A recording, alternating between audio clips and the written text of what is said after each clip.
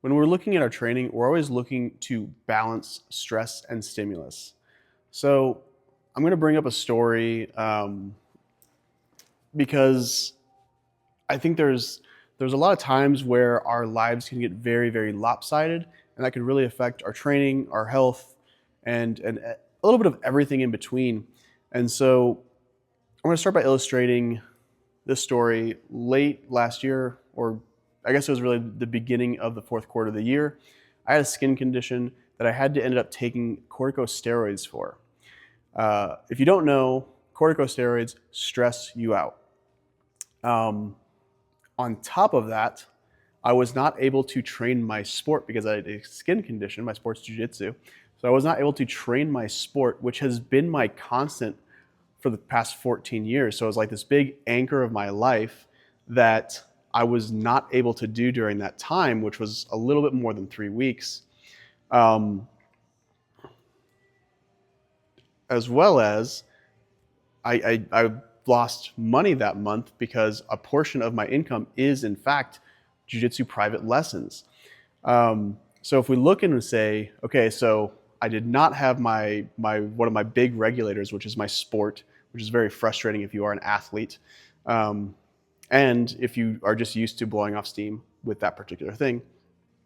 I was having financial issues, and obviously I'm having health issues.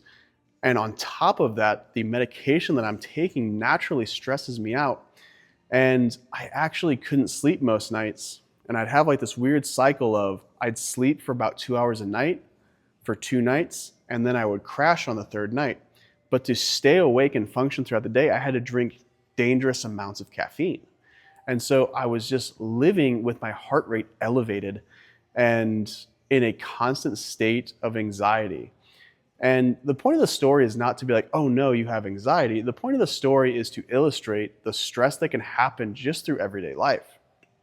Now, when you are undergoing this much stress, there's degrees to which obviously everything is going to be affected by it, right? Like I can remember a cop driving behind me downtown where our police station is, and my heart is beating through my chest. And even though I turned the other way and I saw his lights come on for somebody else, my heart skipped a beat. And God, it was just it was an exhausting period of time. So I had all this stress and then nowhere to put it. So what did I do? I trained even harder than I was. And while I was enjoying that hard training and while it helped me blow off steam, it was also putting on more and more stress on my body. You can only handle so much at one time. And yes, I do think you should blow off steam some way. But in this case, I was just adding more and more stress while being unable to sleep, while having a hard time eating. My appetite was largely not gone, but it was significantly less than it normally is. When you add all those factors together, you kind of have a stress disaster, right? So what I'm going to tell you is that when you have these moments in your life that you have something that's just super crazy stressful that takes over, I'm not going to say stop training, but there's probably a degree to which you need to dial things back, as opposed to my inclination, which was to just go harder so that I could have some sort of mental stability. But ultimately, I just ended up more stressed. And it's not limited to these things, but what you can do is we can start to do check-ins with ourselves. And this is something that I've stolen from Taryn Budsworth. Budsworth. I don't know if there's an S in there. It's a really cool coach. Check him out. And he calls it the 4 pillars of progress. And what these pillars are is just 4 things to check in at the end of your week and ask yourself on a scale from 1 to 5, how did I feel about that thing this week, right? And so the 4 pillars are your training, your nutrition, your recovery. This is often going to be your sleep, and your ability to have downtime, and then your mindset. Because of course we all go through things, whether that's income, personal issues. You know, you're having trouble with your kids or your spouse. You're having money issues. You're having health issues. All that thing just adds to your stress. So training, nutrition, recovery, mindset. And when you put these things on this 1 to 5 scale, 5 being that it's perfect, right? So you're probably very rarely going to have 5s across the board because life does happen. So if you have a perfect week, you've got 5s across the board. If you are having the worst week of your life, you probably have 1s across the board.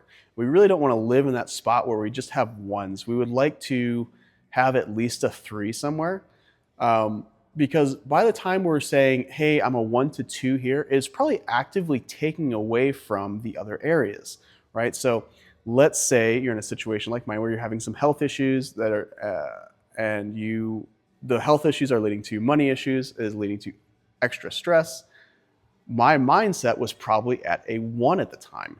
Even though my training was kind of at a 5, my mindset was at a 1, my nutrition was probably at a 2, and my recovery was at a 1 or a 2. It wasn't something that was going to be sustainable for very long, and luckily I only had to do it for 3 weeks. But you could see that these things, they all intertwine. And to have a 1 or a 2 is probably going to take away from your other areas. Even though I'm training really hard, I'm not recovering from it. My body feels like shit. I can't sleep. I'm super stressed. The training load is probably adding more stress hormones to me. Where I should have just dialed it back a little bit and found another way to relieve stress, whether that's going on more walks, doing activities that are sports outside of my sport. But, at the end of the day, you want to manage your stress. And that's what good training and good programming does, is it manages your overall stress and looks at your life through this bigger lens, because you are not just, when you're training, you're not just training who you are in the gym, you're also dealing with who you are outside of the gym. You're dealing with, your family, your health, your finances. All these things lead to more stress or less stress, right? If everything's going great, you're probably much more likely to be able to just send it in the gym and to be able to sleep well at night, and you're great, right? So if your mindset and your recovery is at a 5, your nutrition is going super well, your training is almost certainly going to go really, really well. But as we start to end up dipping into these 2s and 1s, it's just not going to be there, and it's just going to add more and more and more stress to your plate. And so do this check-in with yourself at the end of your week and just ask yourself, how's my training going? Am I improving the gym? Am I stalling? Am I backtracking a little bit? Give yourself an honest review. 5 is perfect, 1 is abysmal. How's my nutrition? Am I sticking to my nutritional plan, whether that's a whole foods diet or counting your macros, or whatever nutritional discipline you do have. Maybe you don't really have nutritional discipline, but you try to eat fairly well.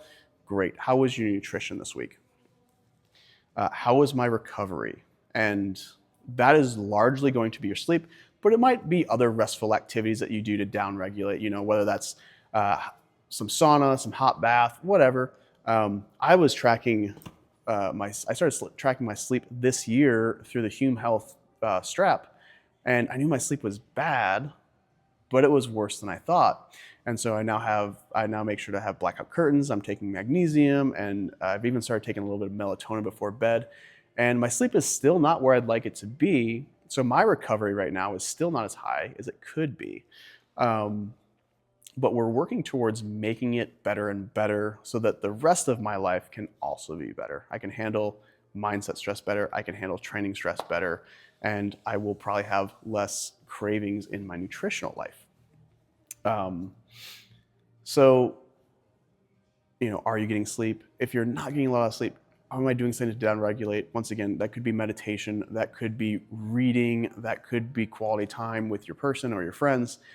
And then mindset. Hey, where are you mentally? Because a lot of times, I don't think we talk about this in the training world, and I don't want to make this whole thing about psychology and whether or not you're mentally healthy. But if you are going through something in your life, it is going to naturally start to take away from other areas. And so, yes, while you should be working on improving those other areas, like, hey, you had something really bad happen and you want to focus on yourself, that's fantastic. But there's degrees to which don't overdo it because you're just adding to more and more stress. So keep those in mind. Once again, that is your training, your nutrition, your recovery, and your mindset. If all those things are going well, you're going to make great progress, not just in the gym, but also with your health, your mental health, and probably your life quality overall. If you find those things dipping into twos and ones, then something probably needs to change, or you're not going to have the progress you want in the gym, in your nutrition, in your life, right? So just trying to have a little bit of a real talk there. I know mostly I do training methods, but this is an important thing.